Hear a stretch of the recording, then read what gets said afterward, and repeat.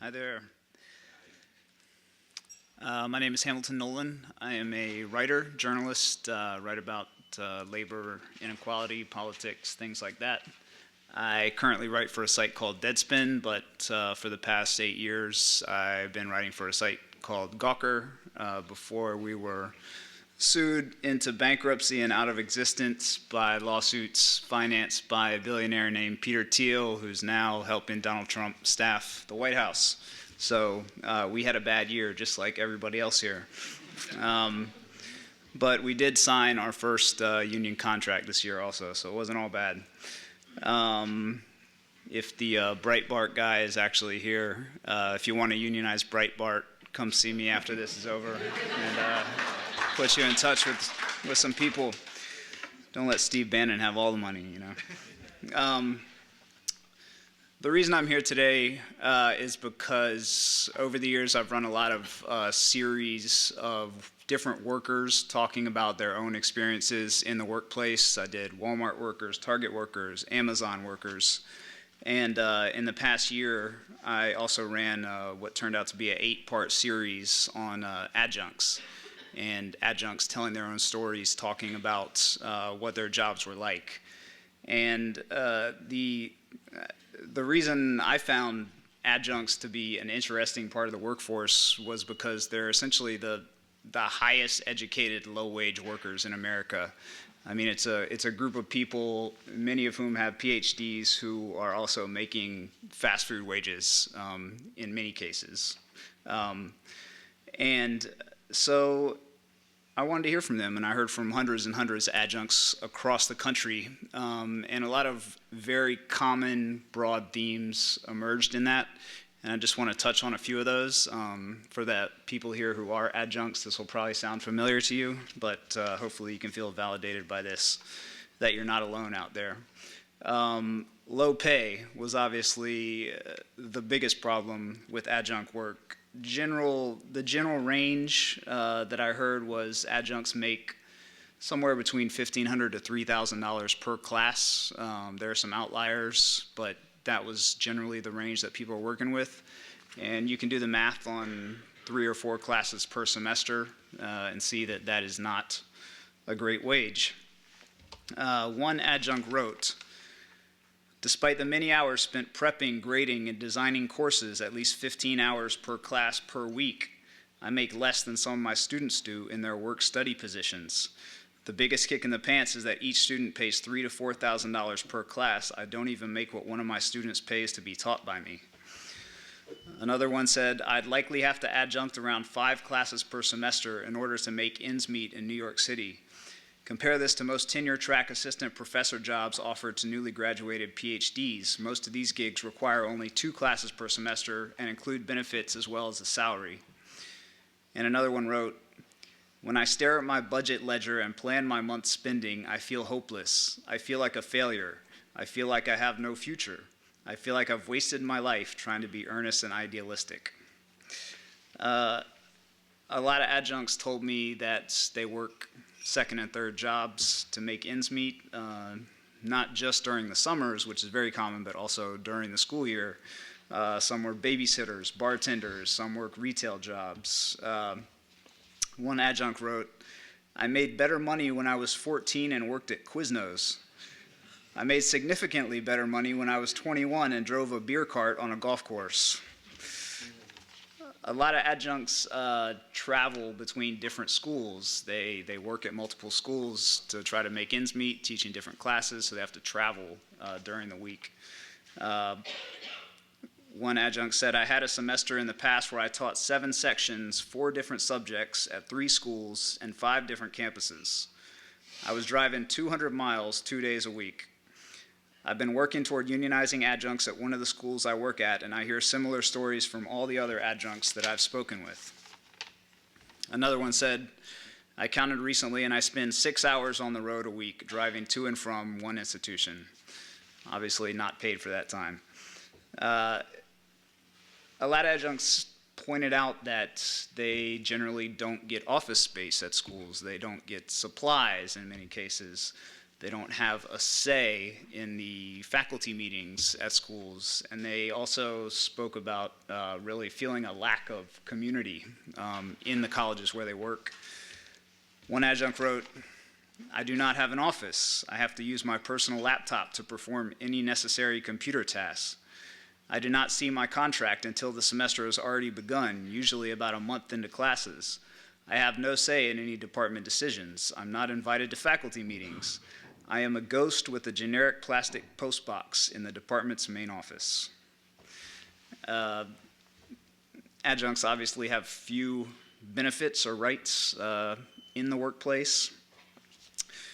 One wrote, "If your class gets canceled or taken by a full-time faculty member, you receive nothing, despite the fact that classes often aren't canceled until right before they start and after you've done hours of work preparing your syllabus and first lecture." Another said, "I was due to give birth the third week of school.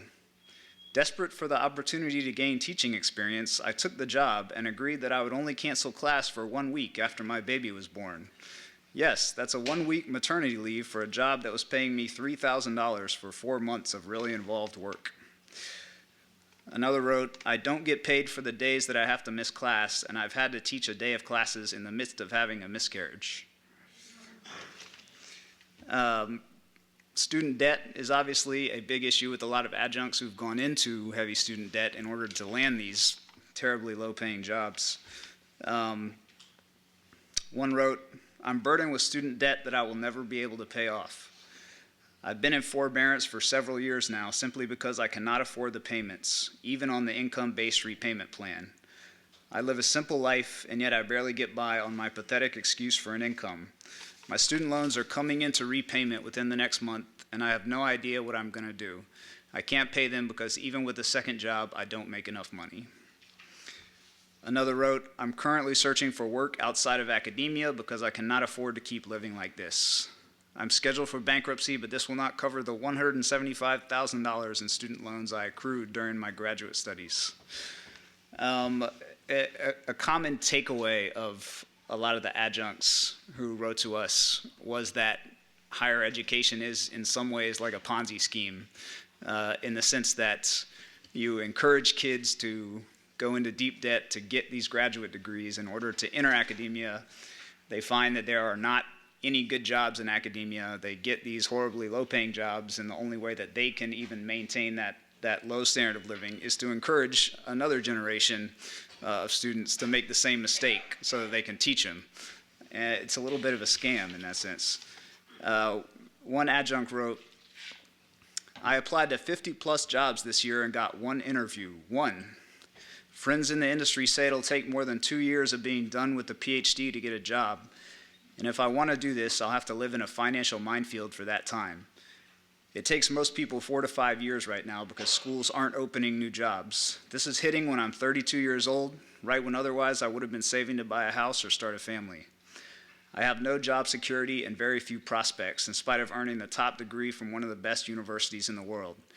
Universities stopped producing jobs long ago, but they continue to produce PhDs. The takeaway is don't stay in school, kids." So, adjuncts are really like all contract workers in the sense that they exist because of their low wages. They exist because they're easily exploited in the workplace. That is their advantage as far as the institution is concerned, and it's justified with this fig leaf of sort of flexibility, as if people do this because they want to, when in fact the opposite is the case. I saw one study cited that was 80% of adjuncts want to have a full-time position. So people are not doing this by choice in most cases. And I think that you see union efforts taking off a lot among adjuncts, primarily because it's a class of people educated enough to understand how they're being exploited. And that's always a good formula for unionizing, I think. When it comes to actually organizing adjuncts, there's obviously a lack of leverage among adjuncts as a group. They're easily replaced. They have a supply and demand issue. There's a lot of crabs in the pot. One common theme that came up among adjuncts who were doing organizing was the importance of pulling in the full-time faculty and the tenured faculty as allies when you're unionizing or organizing or trying to improve the conditions of adjuncts. And it's sort of a class consciousness issue, and there's probably going to have to be a lot of hard conversations at schools. Adjuncts might have to corner their colleagues and say, look, we're all on the same team here. It's critical that the teachers that do have leverage with the school help out those who don't. Also important to get the students involved. Students like to protest. Students like causes. A lot of adjuncts said that their students have no idea how little they were paid. Important to pull the students in to help. If you look at the Harvard dining workers strike that just happened and was successful, part of the reason it was successful because they got a lot of students involved. Universities are sensitive to bad PR. The more high profile the university is, the more sensitive they are to bad PR. So it's important to get those students involved as well. I also think that the message that adjuncts have of don't stay in school, kids, do not be like me, is actually a powerful bit of leverage for them, because that is a message they have that can disrupt the business model of schools. One adjunct wrote to me, "I love what I do, but I hate the labor system. I make more at Starbucks than I make at my university." Getting that message out to kids who are contemplating going to grad school is a good way to get less kids to go to grad school. And I think that that's something that schools would respond to because it's a financial threat to them. And let me just close with this, at the risk of preaching the choir here. It's not hard to see what the next 4 years are going to bring for unions. Unions are 11% of the workforce right now, 6% of the private workforce. We're going to have a bad Supreme Court. Friedrichs or a clone is going to come back. They're going to lose. Public unions are going to take a hit. It is imperative that unions organize more new workers. I am there's a lot of experts here today. There's experts on economics. There's experts on academia. The only thing I can really claim to be an expert on is the news and the public conversation. And I can tell you that unions are not part of the public conversation right now, even though they are probably the strongest tool in existence left for fighting economic inequality, because the government has just exited the fight against economic inequality. We're going to have 4 years of policies increasing economic inequality.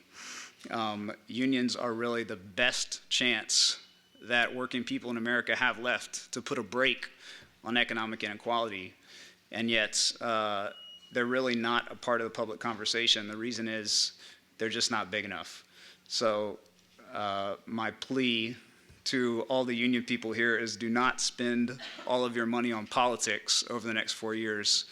Spend that money on organizing new workers, and please, let's try to get the membership numbers up. Thank you.